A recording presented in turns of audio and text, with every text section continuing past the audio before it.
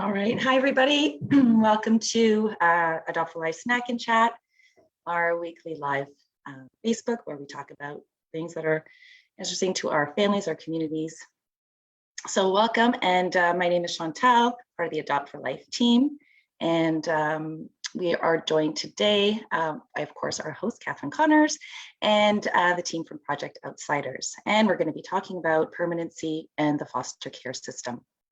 For those of you that are joining us live, thanks for watching. Feel free to put your questions and comments in the chat. You know, we like hearing from you. We do want to remind you that this is being live streamed on our public Facebook page. So you do want to be mindful about the information that you put in there, as it is accessible to the public. So with that in mind, we do want to hear from you, and we hope you find this discussion informative and engaging.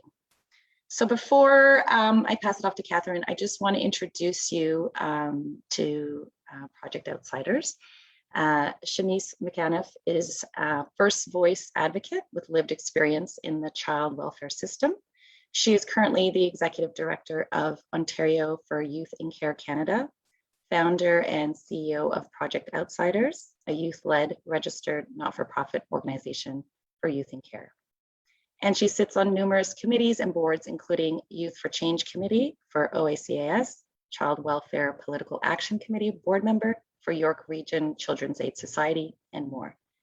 Among many other things, she has experience in consulting, event coordinating, project management, public speaking, and team building. So welcome, Shanice.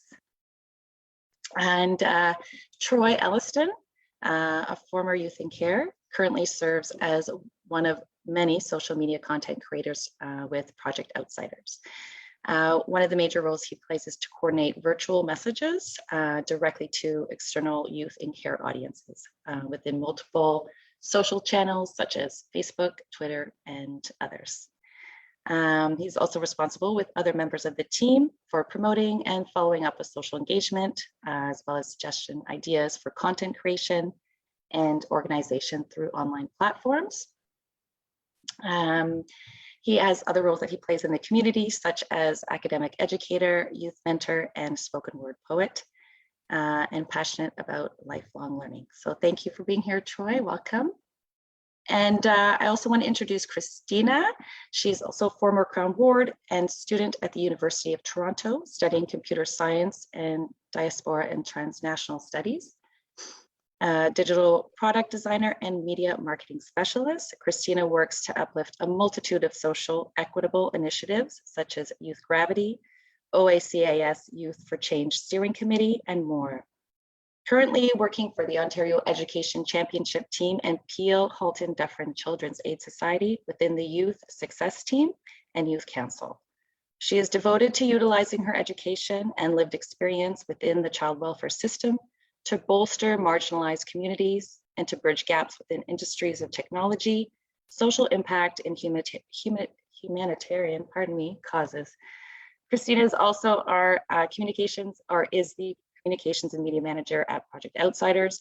With her lived experience, she hopes to continue to advocate for such groups and to empower grassroots and global organizations with like missions. So thank you to you as well, Christina, for being here today. I guess I'll pass it off to Catherine, right? You have the questions. First and foremost, I am utterly impressed. It's the first time I've heard all of your bios. My goodness, you put me to shame. So I appreciate each and every one of you guys for being here, because clearly you're all extremely busy people. And I know talking about the amazing work that you're doing and talking about the subjects that we're going to get into is important and it's huge. So first and foremost, thank you guys, all three of you, because I know it's hard. It's hard, especially with busy lives and COVID. So we have 12 questions. As always, we will never get to them all because I'm a curious monkey that likes to ask a lot of questions. So hopefully we'll get to them all. For those of you who are watching now or even on replay, if you do have questions for Project Outsiders, please feel free to comment. If we aren't able to get to them, the good news is that we have their contact, so we can always try and connect with you guys afterwards as well. I always like to say that live so that you guys can't say no. So it's my little tidbit. So I'll be honest, when we first started doing research, we've been following you guys for a while. I've personally been following you guys, and your podcasts have been incredible. So I've been a personal fan for a long time.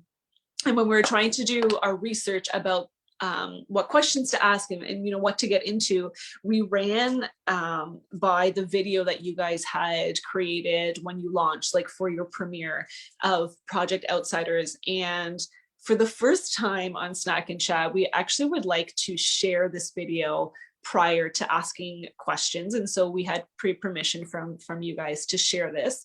So Chantal, if you're okay, I'm gonna go ahead and mute myself. And it's just a few minutes, but I'll be honest, it was very impactful for me. So I hope it is for all of you. So I'll put myself on mute and we can watch this together.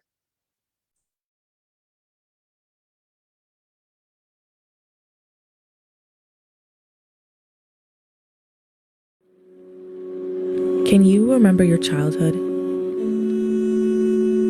Can you remember what it's like to live carefree with no consequences? With an abundance of creativity and curiosity.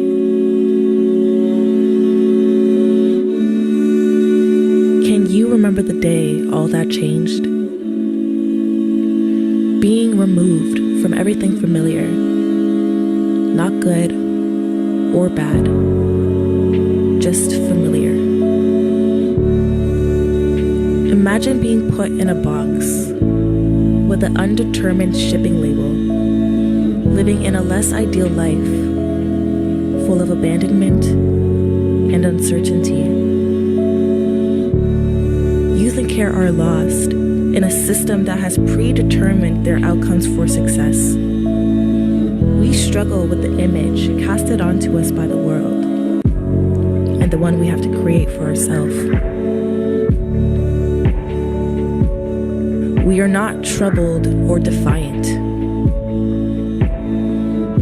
We just mimic the imperfections of our surroundings.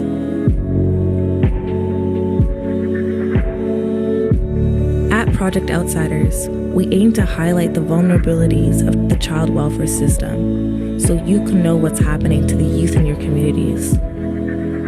Through this, we aim to develop partnerships with organizations to share resources you can use to stop these ongoing injustices and create a stronger, healthier system for youth in care.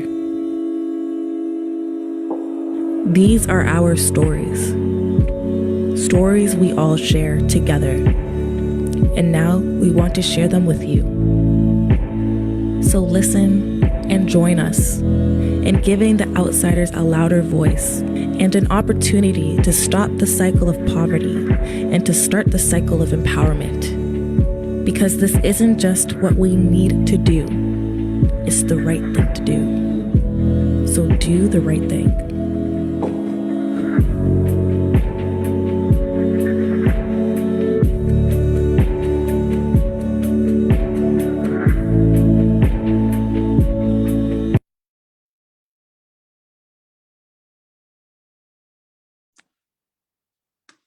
Ooh, okay. I'm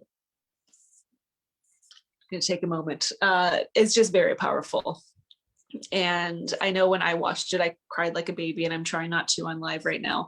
But I just, honestly, I appreciate the rawness of it, and just the authenticity of your message. And we'll get into this later on, but that power is what I have felt throughout all of the podcasts.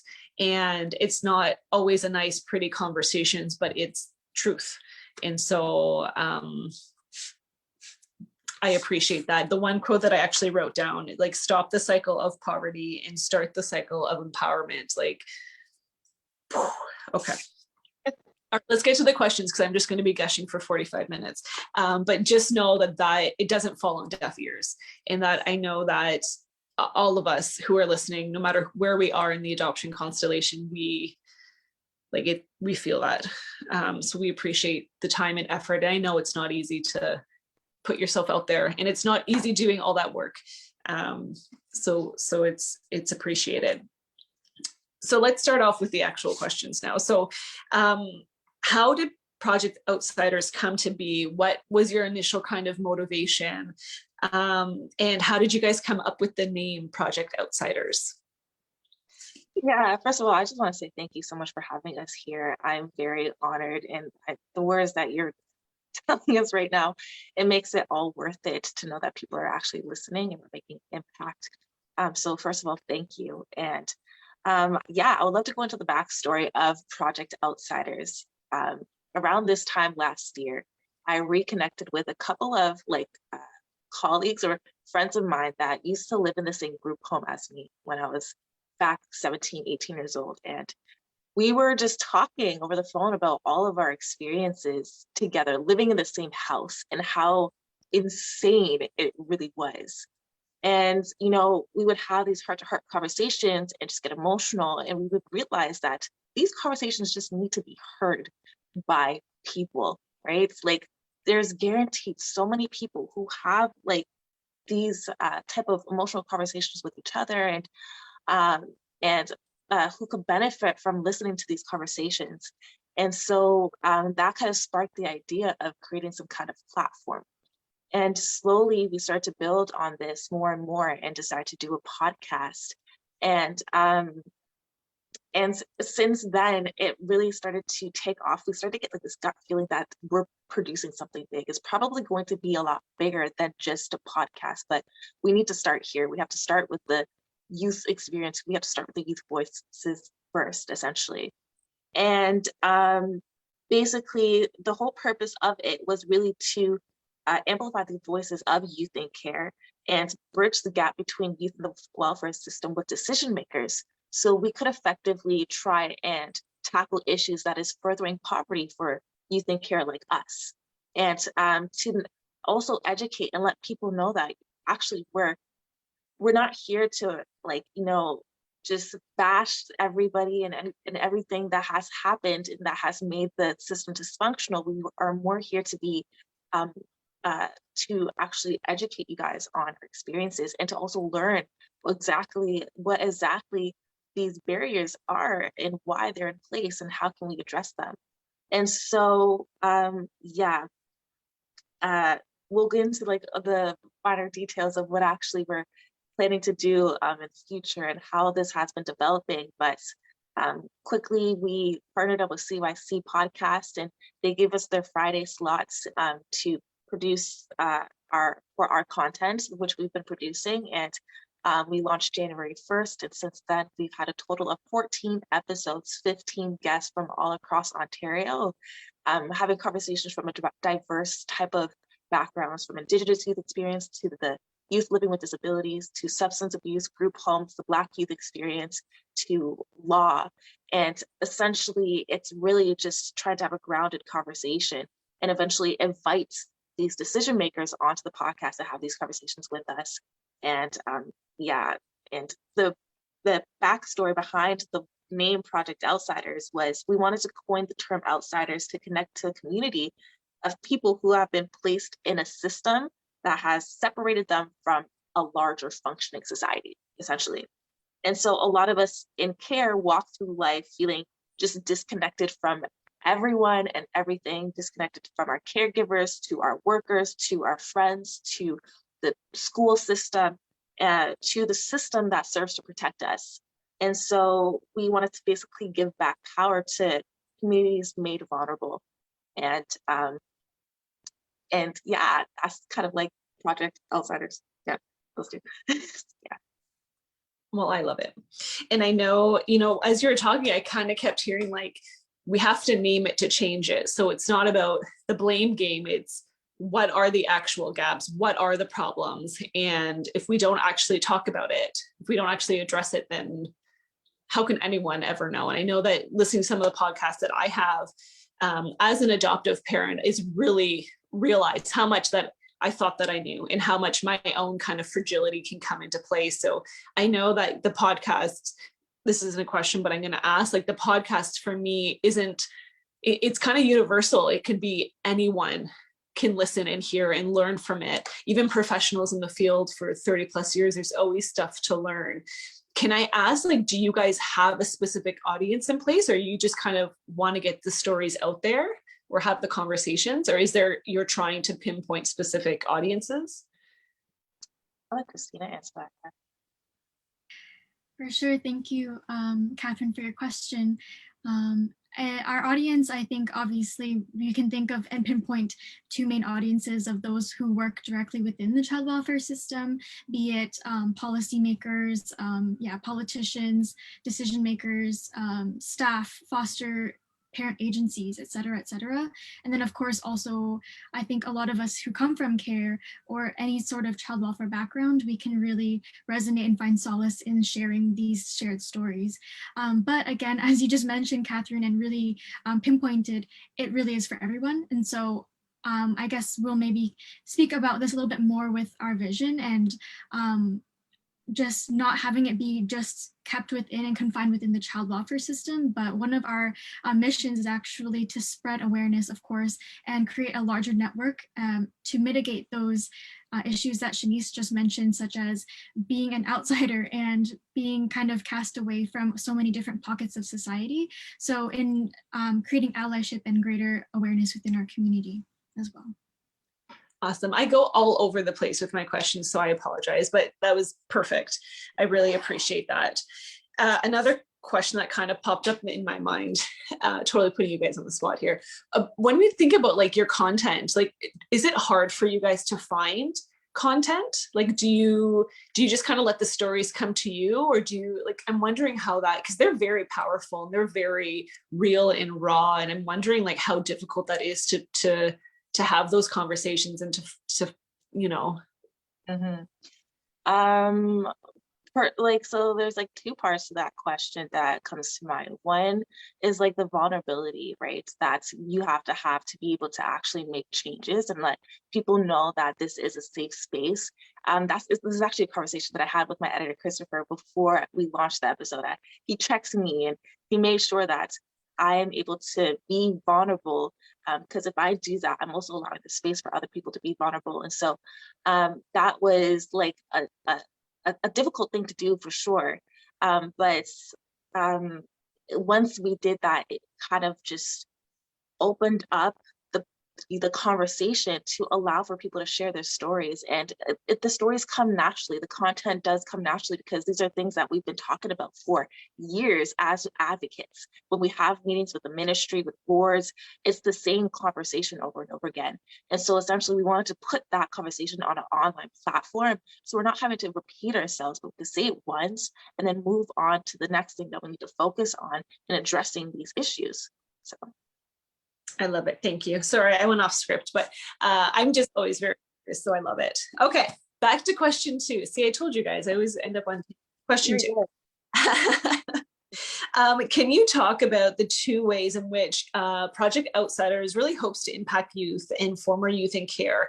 So I know when we did our research, you kind of had like the videos, and then you also have the podcast, like videos, podcast, and then the individual based programs. So I'm wondering if you can kind of talk a little bit more about both those programs. Absolutely. So the way that we're structuring it is like almost like right now we're in different phases. So the first phase is the communication phase, where we're really trying to educate and bring awareness to these issues, at the same time, obviously building a community. And so the podcast really does all of that and more. So like we've opened up the conversation to like allow for people to be educated around the welfare experience. But at the same time, a lot of youth in care has been listening to the podcast and has been so impacted by it that they've reached out to us when they were in need and looked for our supports and advocacy. And we've been legitimately able to influence some youth lives within the welfare sector by having conversations with their agencies to get them better circumstances and listening and amplifying their voice, right? They came to us to do that. And we've seen those changes already. And that was unintentional. It was just because they've listened to our podcast, and they, by listening to us, they felt trust and a space of safety for them. And so that was really a great thing. But more and more, we are having more youth join our podcast in different ways. So right now we have a volunteer who has like a passion of writing. And we have also another person on our team right now who is our writer, who's providing mentorship to this youth in high school. to help develop those skills. And so in the future, we do hope to provide mentorship and training to help youth learn how to amplify their voice and feel more confident in their own abilities to advocate for themselves and for the other people or the next generation to come, essentially.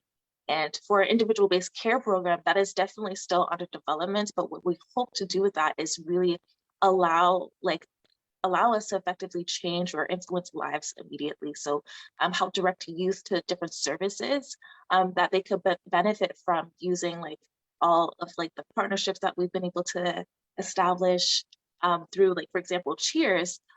We'll be able to get youth access to supports and build their awareness of what's out there for them. And so, yeah, hopefully that answered the question.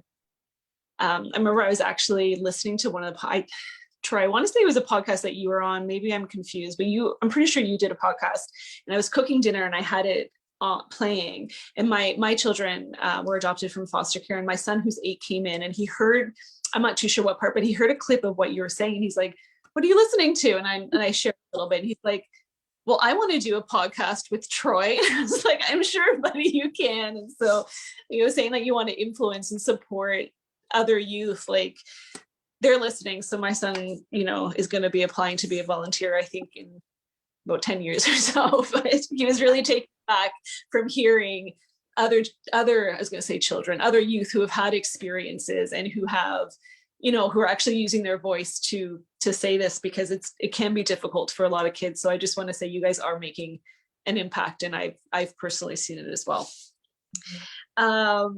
Okay, so speaking of this, so obviously I had my most memorable one because I actually had my son engaging. What is your most memorable podcast out of all of the ones that you've done so far?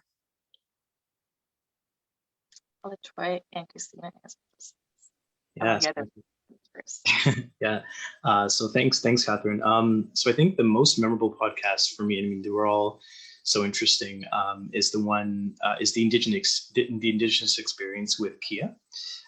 And she's, she was a former youth and care Indigenous young person who, essentially told her story about growing up with, her grandmother who lived on a reserve. And so you sort of listen to that and you look at the fact that, Indigenous people are not completely understood. There's a lot of cultural barriers and things that they experience, in terms of their rights and their human rights and what they can, how they sort of go through the system. And there are so many different elements, such as, housing and homelessness, and so many things that sort of open my eyes to, what it's like to live with a grandmother and then go into foster care and be separated from your sibling. She's now sort of taking care of her sibling through kinship. So it really, really opened my eyes, and I'm sure so many others, to that experience, and the fact that there are so many, issues that, a young person in care, experiences, and, in a system that was really designed to keep people from their families. And it's really, really, I think anyone who is in research, or, a politician or a decision maker would really, really benefit from listening to that experience firsthand, from a storytelling perspective. And I just think it's something that, anyone who wants to work in the social sector and wants to understand firsthand what it's like to serve young people, but certainly serve groups that are really overrepresented in the system, should really benefit from. So that was, yeah. That's awesome. I really like that one as well. Yeah. And for myself, I would definitely say that it's too difficult to choose just one. So really quickly, I wanted to mention two, but I would say the first one, everyone loves a good heroic story. So my favorite episode was probably with Jackson Gates, and it was just so powerful to hear his story of going from literally abused, neglected, moved around, et cetera, into empowerment, and seeing his journey becoming an advocate for other youth in care. He became a paralegal and then opened up his own organization that helps to advocate and teach youth and children currently in the system their rights. So that journey, I would definitely recommend listening to that episode. I think it was episode 6 or so. And then my second one really quickly was the episode on permanency by Vivian Petruno. And I always say it's Vivian and Shanice's episode because the reason why that one resonated so hard for me was because they were very candid and vulnerable in that conversation. And I think another thing that really drew me to I guess even this whole conversation that we're having here is that secretly I think all youth, current and former youth in care are, no matter how old you get, you're always honestly desperately looking for some form of permanency. And so hearing Vivian's story as an older youth, unfortunately she can't be here today and so I'm subbing in, but hearing her experience as an older youth, finding permanency at the age of, I think she's like 23 or 24, it was really inspiring for me to hear that story and also to hear where she came from, how I could resonate with so much of what she kind of went through. And then also really recognizing that two-tier system of mentorship, which we also try to really embody here at Project Outsiders, and creating a sense of permanency for anybody who either listens or even just works with us and interacts with us. But I think all of us here in this child welfare type of advocacy space, no matter if it's adoption and permanency or foster care and group home care, et cetera, I think within child welfare, we're striving to find that sense of community and creating a safety net for our children and youth, or at least that's what it should be. So yeah, that's my top two favorites. Awesome, thank you. Mhm. What about you? For me, mine was between, my top two were Troy's episode and Vivian's episode, I think. Troy's episode, I was like obsessed with. I I cringe because whenever I listen back and I'm just like, you know, in shock every single time he says something powerful. I'm like, ugh. But like the messages that I've taken away from his conversations in regards to like how we kind of experience the welfare system, and how while we're like in the space of like, or in the environment of trauma and chaos, like we're not really processing what we're experiencing, because right now we're just like in survival mode and our focus is to survive. And so, and that is what it is for a lot of kids in care. And then once we leave that environment, it's just like, it floods you all at once. That like, whoa, I just went through that and it was actually not okay. And so it kind of like, it takes a lot to reparent yourself and build healthy boundaries and relationships with people after being removed from such a toxic environment for so many years. And so, and then obviously we started to talk into like Black mentorship and having representation like that. It was just a very powerful conversation for me. And it reminded me of like what I experienced with like OVOV a couple of years ago. And obviously the one with Vivian, we were raw, candid, talking about like the experience of having parents suffering from mental health and like living with that for the majority of your life, and having to navigate and find like that sense of identity separate from them, and separate from what they had created for themselves. It's like, it's hard when, you know, especially when the system is like trying to define you and define your life to like, you know, create a sense of identity in yourself, and then also obviously the sense of permanency in a new home, or determining what that really means, what is like family and stuff. And so those were my top two. Awesome, thank you. That was even powerful hearing you. I feel like that could have been like, I feel like you should just splice this, and that's just kind of like a whole podcast in itself. So it's you guys are so powerful when you talk. And I know Chantal in the background, I'm sure she'll be able to send links as well as those podcasts. So for those of you who also want to listen to them, I recommend listening to all of them. But maybe you can start with the ones that they found most powerful as well.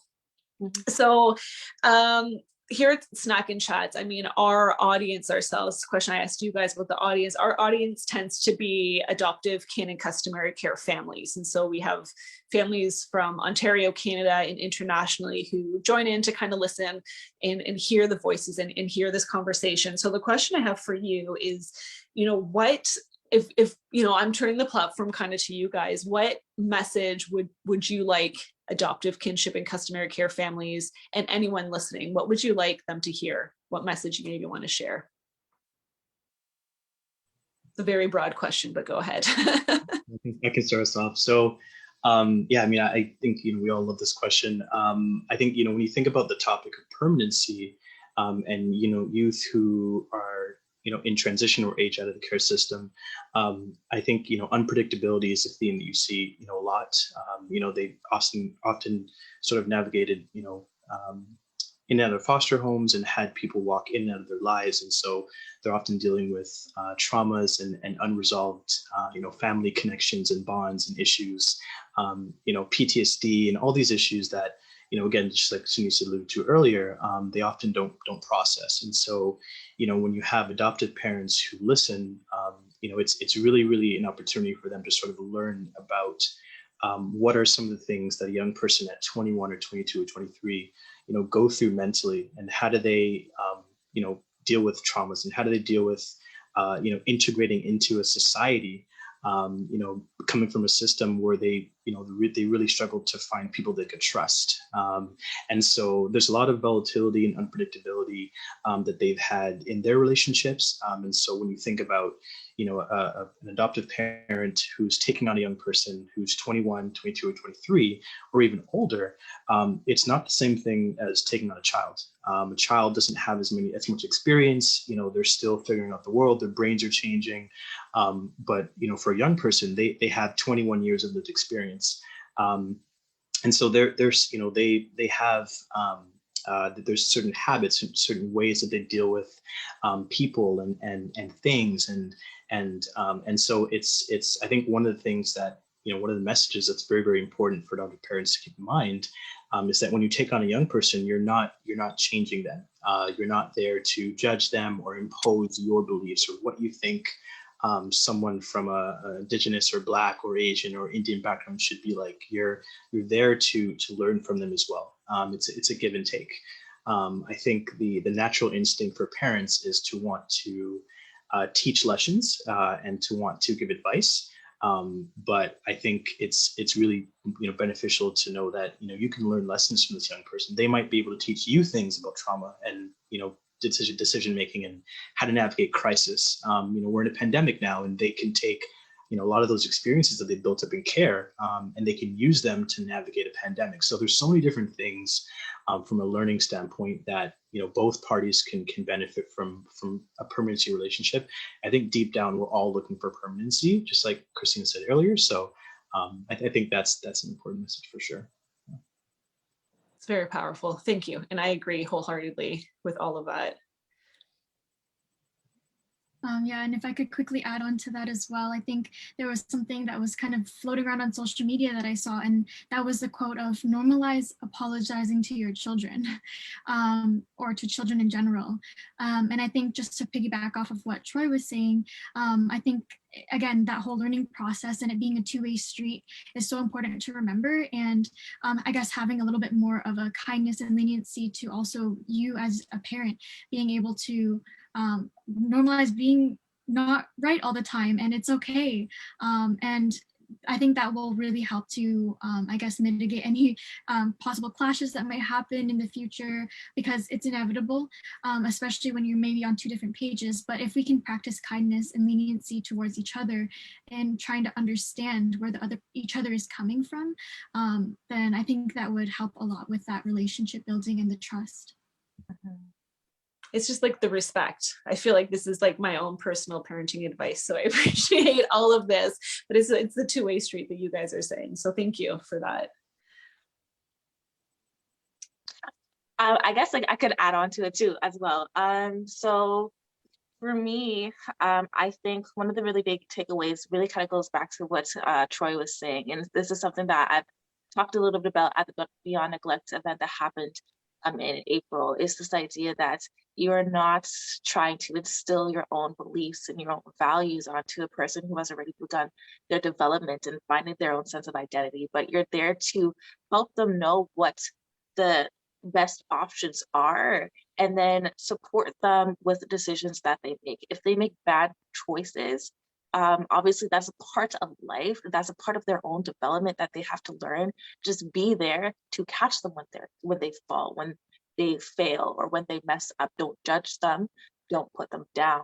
But that is healthy, that is instilling what a healthy environment looks like around them. And they learn these lessons and is now able to teach these things that you've taught them for their next children or for their next family or for the people around them. So that is instilling healthy boundaries. That is instilling a sense of purpose and identity, is by allowing them the option to choose, guiding them, but allowing them the option to choose, and knowing that if they make a decision that personally you don't agree with, support them. If they fail, you again support them. You find them balance or stability. So yeah. Thank you. That's huge. And I think it's important to like keep reminding ourselves that, so it's not just 1 or 2 times you're good, but it's consistency, and it's always showing up and always allowing people, because we fail as parents, everyone, none of us are perfect, and it's about loving each other through that. So that really resonated with me. Thank you. I'm mindful that we have 10 minutes, and I don't even know how many questions we got through, and I feel like we should just do like an hour webinar, but I won't do that for you guys. But I want to make sure that you guys have a chance to talk about things that are upcoming for Project Outsiders, and what's in the works for you guys. What can people look forward to? So I'll just leave it at that. So what's in the works for you guys? So as of right now, we have actually partnered up with we're collaborating with OACES. They had been developing this mental health toolkit for like a post-pandemic kind of recovery plan, and they wanted us to do like a little mini series for them. And so we just launched our first episode this past Friday for Youth Care Canada Day, and also it's been launched with this new website which OACES had put out called Take 5. And that particular discussion was a roundtable discussion with me, Christina, a couple of people from the advisory group, and some people from Project Outsiders, having a discussion around mental health.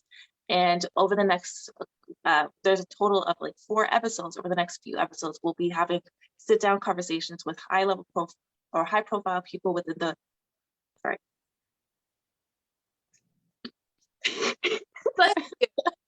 Life, it's all good. But with people within like the welfare system who understands operationally how it works, and a mental health professional to have conversations around the gaps and barriers.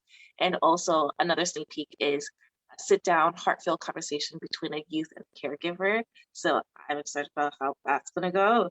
And then after this mini series, it's going to essentially give people a taste of what season 2 is going to look like for us. And some other stuff. So there's a lot going on, some events, some training, some potential short film documentaries. We kind of just need like slow down a little bit because we're going really quick. But a lot of amazing content that we're all so passionate and excited about, and the team is growing as well. So we're always happy to have people help out. Awesome. So how can people listen to this? How can we get a hold of you guys? How can we watch your podcast, learn about these events? Like, can you kind of do a shout out for all your social media or websites, whatever it is that you have? We'd love to be able to share those as well. Yeah, so we have, of course, our website, www.projectoutsiders.com, and then we're on pretty much every social media platform you can think of, I think. We have a YouTube channel as well where we post our clips and videos of our podcast and any short clips. So if you wanted to see the behind the scenes or the actual filming on set, you can go there. We also have a Patreon and a GoFundMe if you wanted to support further. We have an Instagram, Twitter, and Facebook, and all our social media handles are at Project Outsiders or project.outsiders. So you can definitely find us on all of those platforms. And then of course, through partners like Adopt for Life, you can find us probably in the links down below. Yeah, absolutely. Yeah, we'll make sure to put them in the comments as well. So for those watching now or on replay, they'll be able to find you guys. Okay, how much time do we have? Do we have time for one more? We got 5 minutes. Oh, we got loads. All right, so let me see. Lightning round, go. Yes or no only. Okay, I don't want to get into bigger ones because I appreciate this. So, I'm doing a lightning round for myself. Okay, what has been the biggest barriers from getting your messages out? So getting your podcast, getting the messages that you guys want to get out, what have you found to be the biggest barriers? I could start off and then I'll let Christina or Troy go afterwards. But I'm going to be quick short because I want to hear what Christina and Troy has to say, but finding a way to get like people interested, like people who don't have or think that they don't have any kind of involvement in the welfare system. How do we attract their attention? And so obviously, like we touch, like as Kristen had mentioned before, we touch on a variety of different topics, like living with disabilities, substance abuse, and stuff like that, that other people could find common grounds in. And so also for those who want to be allies, it's a matter of like, how do we like make people in the community interested about what we do, or at least find some kind of connection to the work that we're doing. And so that is definitely always an ongoing conversation. We're trying to create content around allyship to get people interested in knowing how to support youth in care in general. And then the other thing would be like this relationship that we're trying to build with like the agency, and to let them know that like, obviously we're not your opposition. We are just looking for somebody who could stand in allyship with us, for somebody who is on our side and have these conversations to effectively, change issues that is promoting poverty for a lot of us transitioning out of care. And so it's a matter of helping people or workers, professionals, decision makers in the field understand that and actually want to collaborate with us. And and obviously Christine and Troy, you guys could go. Yeah, I'm cognizant of time, so I'll just keep it brief, but I was going to say exactly what Shanice kind of was mentioning, and definitely just how do we really shift that narrative and that vision of child welfare and destigmatizing the term of child welfare? Because I think all of us who came from care can definitely resonate with that feeling of just being embarrassed of it and no one really understanding it. All my social medias are all about, I'm talking about foster care, I'm talking about this and that, Project Outsiders, and I feel like my audience is kind of like maybe just being, my friends are like, oh, what the heck is she on about again? And I think a lot of people just have a lack of understanding or interest in a disconnect with child welfare, because the term welfare in general can carry a lot of stigma. So I think organizations such as Project Outsiders and Adopt for Life are really trying to reframe what this really means and why it impacts you and why it's important to the community as a whole. So that's definitely one of the things that I would say. Thank you. Yeah, and I guess just to add to what Christine and Shanice said, I think, for me, the biggest, one of the biggest pieces is education, trying to re-educate how people feel about, youth in care and former youth in care, and really educating them about, what they go through and the issues, that they experience.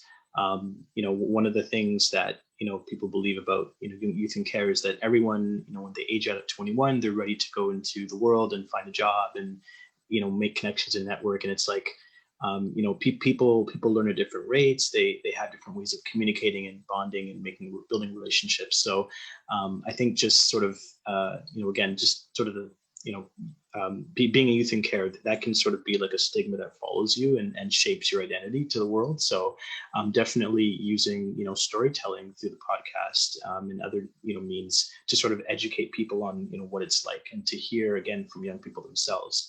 And to use those, sort of themes and conversations and escalate them to decision makers who can then take those stories and actually use them to make decisions and to change the narrative and change the scope for young people in general, both of the current era and also for future generations. What we find is that young people often want to educate themselves as well, by taking on fields of, studying psychology or social work to actually understand people better as well, and to deal with their own traumas. So I think overall, the education piece is very interesting.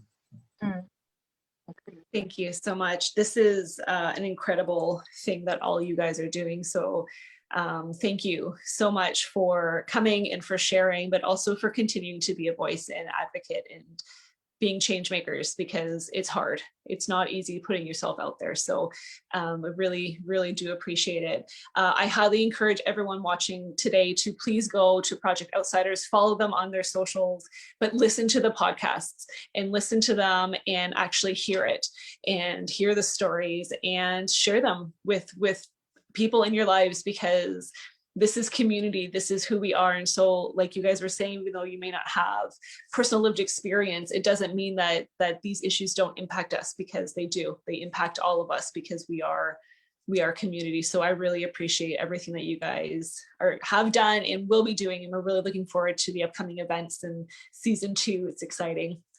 So I'm aware of time. We're just at 1 o'clock. So I think we did really good.